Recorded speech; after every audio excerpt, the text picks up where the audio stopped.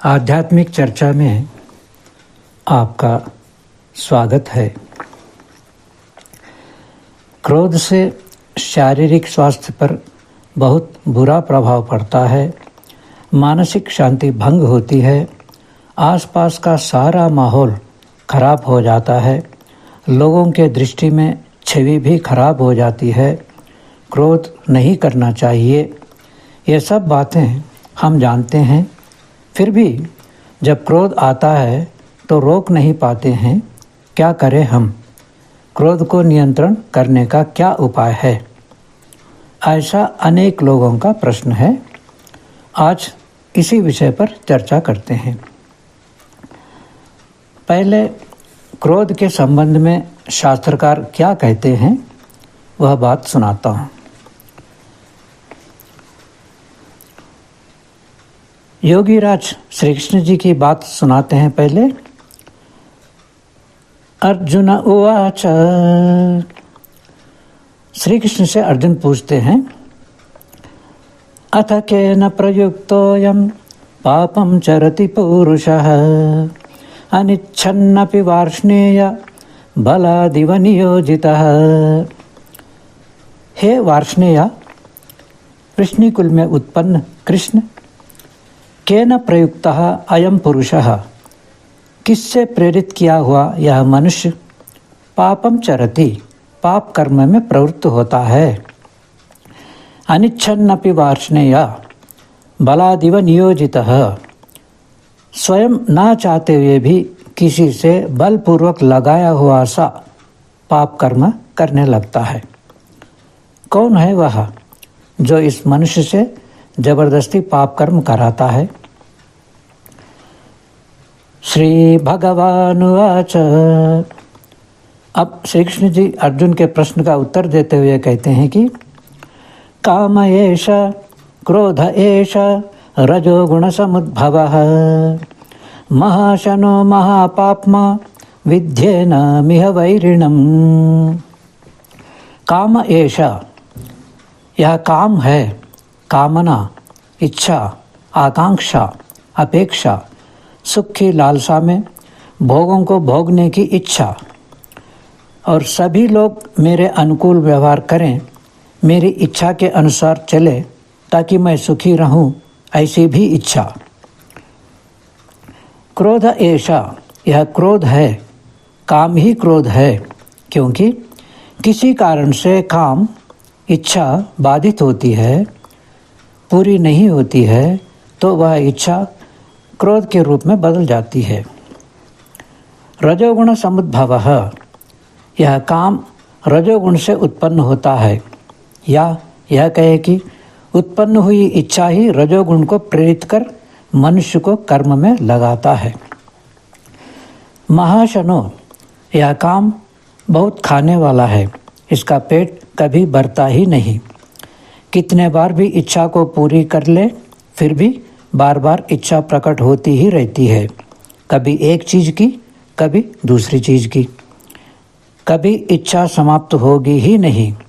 भले ही इच्छा करने वाला मर भी जाए, फिर भी इच्छा तो जिंदा ही रहता है, क्योंकि मन तो मरता नहीं और इच्छा तो मन में ही रहती है।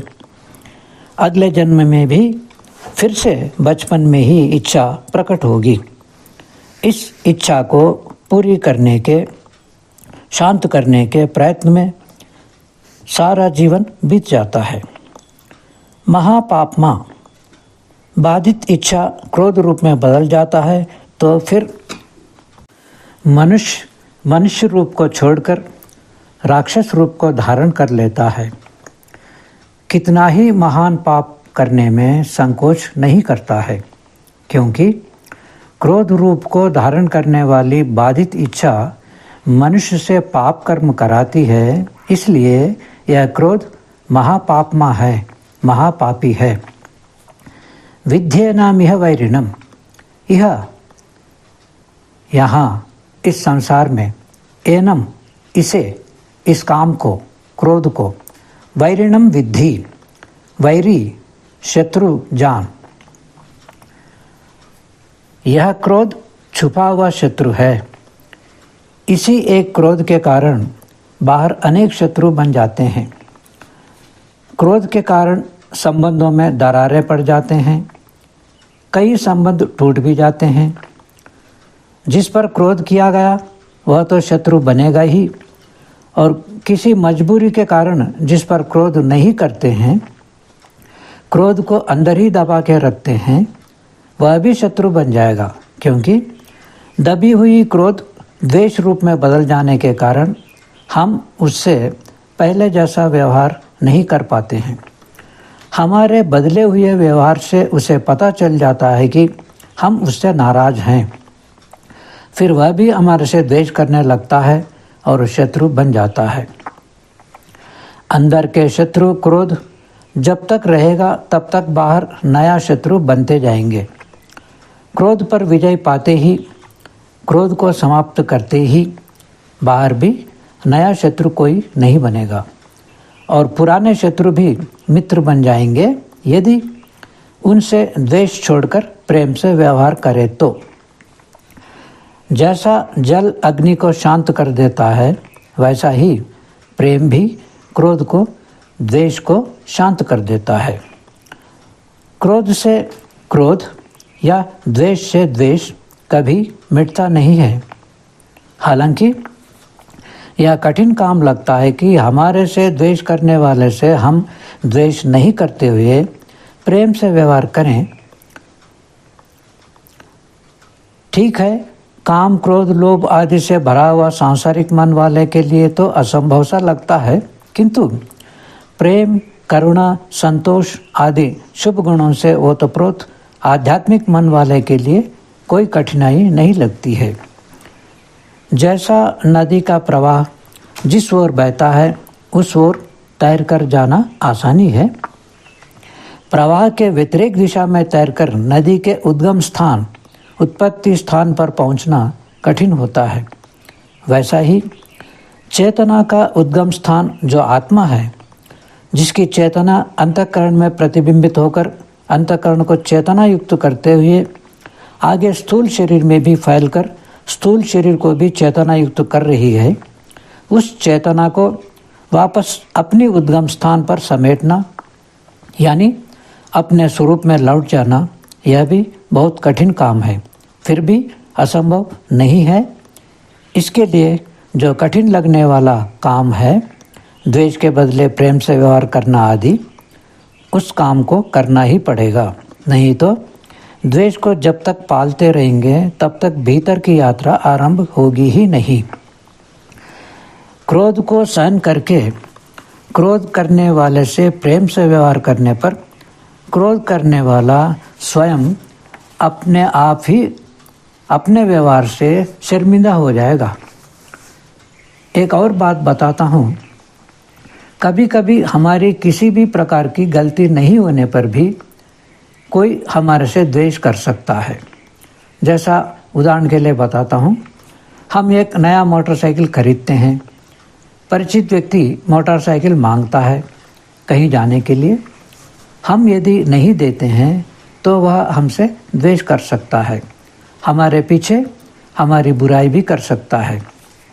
फिर भी हम यह सोचे कि उसके द्वेष से वही अशांत रहता है, हम क्यों द्वेष करके अपनी शांति भंग कर लें। ऐसा सोचकर उससे द्वेष नहीं करते हुए पहले जैसा ही व्यवहार करते हैं तो उसका द्वेष अधिक समय तक नहीं रह सकता है।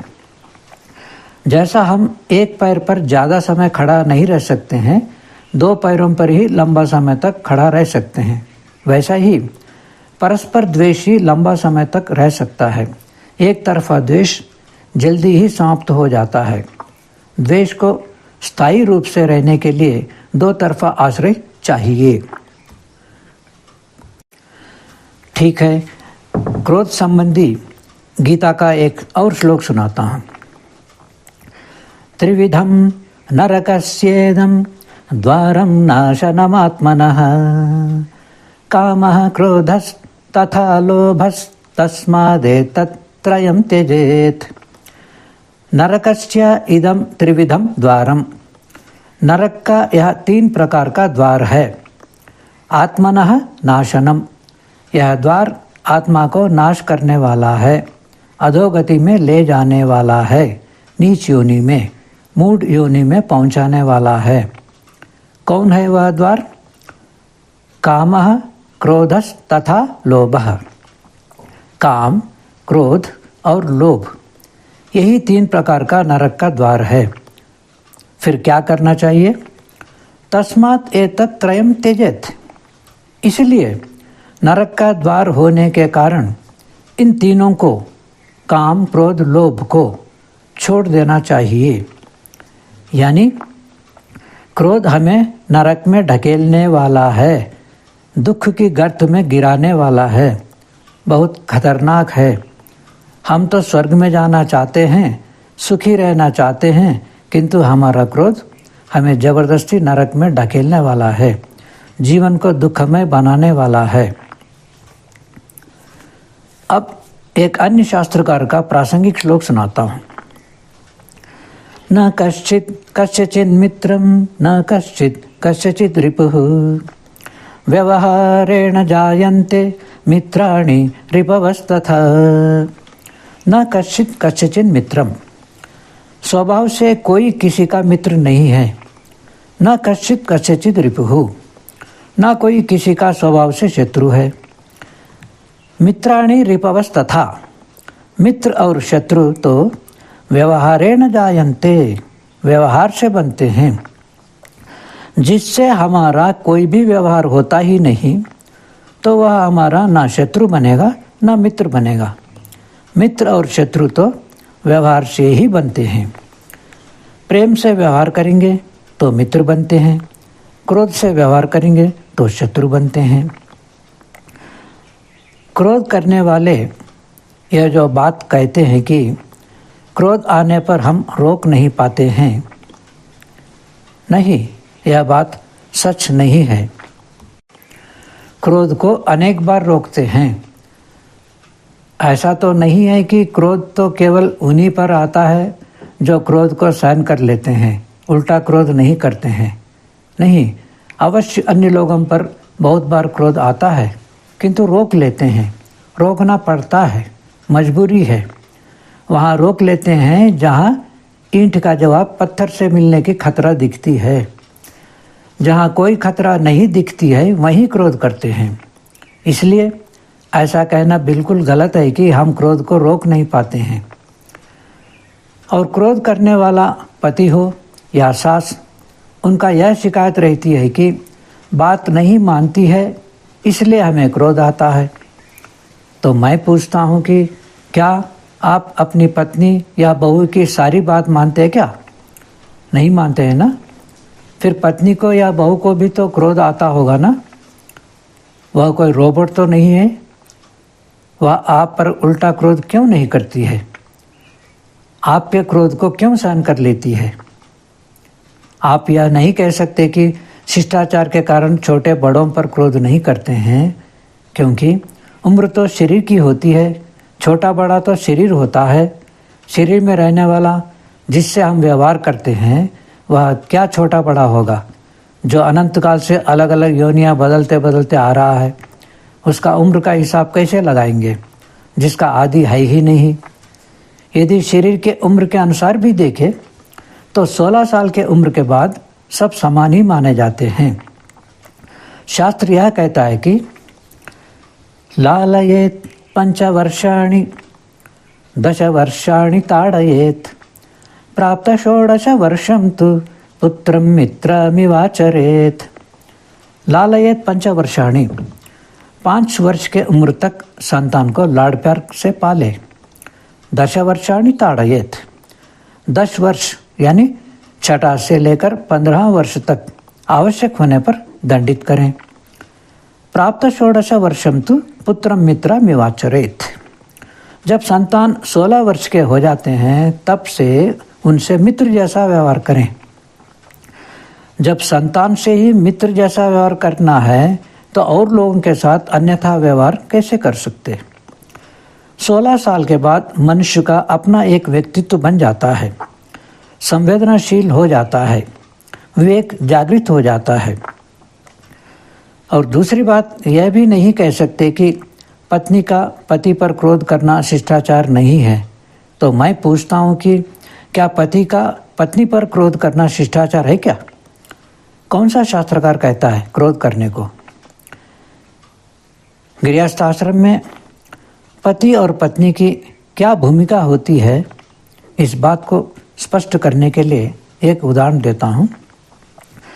जैसा हमारे शरीर को एक स्थान से दूसरे स्थान पर पहुँचाने में बाएं और दाहिना दोनों पैर समान भूमिका निभाते हैं। जब बाएं पैर सारा शरीर का भार वहन करता है, तब दाहिना पैर आगे बढ़ता है। फिर दाहिना पैर शरीर का भार वहन करता है, तब बायां पैर आगे बढ़ता है। इस प्रकार बारी बारी से एक पैर शरीर का भार वहन करते हुए और दूसरा पैर आगे बढ़ते हुए शरीर को स्थानांतर में पहुंचाते हैं। यानी शरीर को एक स्थान से दूसरे स्थान में पहुंचाने में दोनों पैरों का समान भूमिका रहती है। इसी प्रकार गृहस्थ आश्रम को आगे बढ़ाने में पति और पत्नी की भी समान भूमिका रहती है। दोनों में ना कोई बड़ा है ना कोई छोटा है, दोनों ही बराबर है। इस बात को नहीं समझते हुए कोई अज्ञानी पति पत्नी पर अपना अधिकार चलाने लगता है, तभी परस्पर संबंध में खटास आना आरंभ हो जाता है। अंत में हताश होकर पत्नी या तो मायका चली जाती है, या बच्चे बड़े हैं तो बच्चों के पास रहने लगती है, या किसी आश्रम में रहने लगती है। फिर पति को अकेला ही पश्चाताप करता हुआ घर में पड़ा रहना पड़ता है। ऐसे उदाहरण अनेक मिलते हैं। इसीलिए क्रोध को नरक का द्वार कहा गया है। अब अंत में क्रोध से छुटकारा पाने के लिए क्या उपाय है, इस विषय पर विचार करते हैं। क्रोध को रोकने के लिए 3 उपाय बताता हूँ। इन उपायों को करने के लिए न पैसे खर्च करने की आवश्यकता होती है, न ही किसी साधन की जरूरत पड़ती है, ना कहीं बाहर इधर उधर भटकना पड़ता है। यदि तीनों उपायों को करें तो अवश्य ही क्रोध आना बंद हो जाएगा। पहला उपाय है ध्यान। ध्यान से केवल क्रोध ही नहीं, किंतु शेष 2 नरक के द्वार काम और लोभ भी समाप्त हो जाएंगे। अब क्रोध का प्रसंग चल रहा है, इसलिए अब केवल क्रोध के संबंध में ही बात करूंगा। शेष 2 के बारे में अगली चर्चा में बात करूंगा। पहले यह जानते हैं कि क्रोध क्यों आता है। क्रोध आने का कारण क्या है? क्रोध आने के 2 कारण हैं। एक यह है कि दूसरा व्यक्ति का हमारे अनुकूल, हमारी इच्छा के अनुसार व्यवहार नहीं करना। दूसरा कारण यह है कि उनका व्यवहार हमसे सहन नहीं हो पाना। इन दोनों में से कोई एक कारण हट जाए तो क्रोध नहीं आ सकता है। यानी दूसरा व्यक्ति हमारे अनुकूल व्यवहार करें या उनका व्यवहार को हम सहन कर लें। पहला संभव नहीं है, क्योंकि हमेशा हमसे जो भी व्यक्ति व्यवहार करेगा वह हमारे अनुकूल ही करे, ऐसे कैसे संभव है? जैसा हम भी तो हमेशा दूसरों की इच्छानुसार नहीं चल सकते हैं, वैसा ही दूसरा भी हमारे अनुकूल हमेशा नहीं चल सकता है। सबके संस्कार अलग अलग होते हैं। हमेशा दूसरों की इच्छा के अनुसार कोई भी नहीं चल सकता है। इसलिए पहले कारण को हटाना तो संभव नहीं है। अब रह गया दूसरा कारण, इसको तो हम हटा सकते हैं। दूसरों का व्यवहार हमारे अनुकूल नहीं होने पर भी उस व्यवहार को सहन करने के लिए सहन शक्ति को बढ़ाना होता है, मन को सशक्त बनाना होता है, बलवान बनाना होता है। और मन शक्तिशाली होता है निरंतर ध्यान का अभ्यास से। मैंने इस चीज़ को अपने अनुभव में देखा है। क्रोध को रोक नहीं पाना मन की कमजोरी का लक्षण है। जब ध्यान के अभ्यास से मन शक्तिशाली होता है तो क्रोध को रोकने में कोई कठिनाई नहीं होगी। वैसे तो ध्यान का अभ्यास समाधि स्थिति में पहुंचकर अपने स्वरूप को जानने के लिए, परमात्मा से मिलन के लिए, सब दुखों से छूटने के लिए करना है, क्रोध को रोकने के लक्ष्य से नहीं। क्रोध तो अपने आप रुक जाएगा ध्यान से मन सशक्त होने पर। उसके लिए अलग से कुछ प्रयत्न करने की आवश्यकता नहीं रहती। दूध के लिए गाय खरीदी जाती है, गोबर के लिए नहीं। गोबर तो अपने आप मिल जाता है गाय खरीदने पर। यह हुआ पहला उपाय। अब दूसरा उपाय की बात करते हैं। दूसरा उपाय है संस्कार बनाना। हम जो भी काम शरीर से या वाणी से या मन से करते हैं, उसका एक संस्कार बन जाता है और उसी काम को बार बार करते रहते हैं तो वह संस्कार प्रबल हो जाता है, बलवान हो जाता है और मन को प्रभावित करने लगता है। फिर मन जैसा संस्कार है वैसा काम करने लगता है। जैसा हमने एक बार क्रोध किया तो उसका संस्कार बना, फिर दोबारा क्रोध किया, बार बार किया तो वह क्रोध का संस्कार प्रबल हो जाता है और उस संस्कार के कारण थोड़ा निमित्त मिलते ही जल्दी ही क्रोध आने लगता है। फिर क्रोध को रोकना कठिन हो जाता है। क्रोध का आदी बन जाते हैं। जब यह जान लेते हैं कि क्रोध से हमारी भारी नुकसान होती है और सोच लेते भी हैं कि अब आगे क्रोध नहीं करना है, फिर भी कभी कभी क्रोध कर देते हैं, कभी कभी रोक भी लेते हैं। ऐसा क्यों होता है? कभी रोक पाते हैं, कभी नहीं रोक पाते हैं। ऐसा इसलिए होता है कि मन कभी बुद्धि के अनुसार काम करता है, कभी संस्कार के अनुसार काम करता है। जब हम सावधान रहते हैं तब बुद्धि के अनुसार काम करता है, जब असावधान रहते हैं तब संस्कार के अनुसार काम करता है। इसलिए हमें अच्छे संस्कार बनाना पड़ेगा ताकि असावधानी में भी कभी गलत काम हमसे ना हो पाए। क्रोध पर विजय पाने के लिए क्रोध के संस्कारों से अधिक प्रबल क्रोध के व्यतिरेक संस्कार बनाना पड़ेगा। क्योंकि क्रोध के संस्कार प्रबल है तो क्रोध में प्रवृत्ति होगी और क्रोध के व्यतिरेक संस्कार प्रबल है तो क्रोध से निवृत्ति होगी। इसके लिए उपाय यह है कि प्रतिदिन रात सोने से पहले शांत चित्त से उन श्लोकों को दोहराना चाहिए जिनमें क्रोध की बुराई का वर्णन है। श्लोकों के अर्थ पर भी अच्छा चिंतन मन करना चाहिए ताकि मन के गहराई में यह बात बैठ जाए कि क्रोध करने में बहुत खतरा है। जिस काम में खतरा दिखता है उस काम को हम नहीं करते हैं। जब क्रोध में खतरा दिखने लगेगा तो क्रोध भी नहीं करेंगे। इस प्रकार खतरनाक क्रोध से छुटकारा मिल जाएगी। यह हुआ दूसरा उपाय। अब तीसरा उपाय के बारे में बात करते हैं। तीसरा उपाय है झुकना। हमारे क्रोध के जो भी शिकार हुए हैं, पत्नी या बहू या कोई अन्य, उनके सामने ही झुकना। झुककर चरण स्पर्श करके माफ़ी मांगना, आगे क्रोध नहीं करने का वादा करना। जिनके सामने अकड़े थे उन्हीं के सामने झुकना होता है, तभी अहंकार टूटता है। जैसे लकड़ी को झुकाए बिना टूटेगी नहीं, वैसे ही अहंकार को झुकाए बिना नहीं टूटेगा। अहंकार टूटे बिना अंतःकरण शुद्ध नहीं होगा, शुद्धि के बिना शांति नहीं मिलेगी। झुकने से मन के घाव पर मरहम लगाया जैसा होगा। जीवन में एक चमत्कारिक बदलाव आएगा, मन हल्का हो जाएगा, घर में खुशी का माहौल बनेगा, जीवन का एक नया अध्याय आरंभ होगा, शुभ ही शुभ होगा। पता नहीं अगला जन्म मनुष्य योनि में होगा या अन्य योनि में।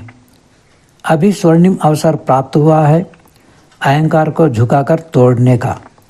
इस अवसर को गंवाना नहीं चाहिए, नहीं तो अंत में पश्चाताप ही हाथ लगेगा। ठीक है, अब आज की चर्चा को यहीं विराम देते हैं, फिर मिलेंगे अगली चर्चा में।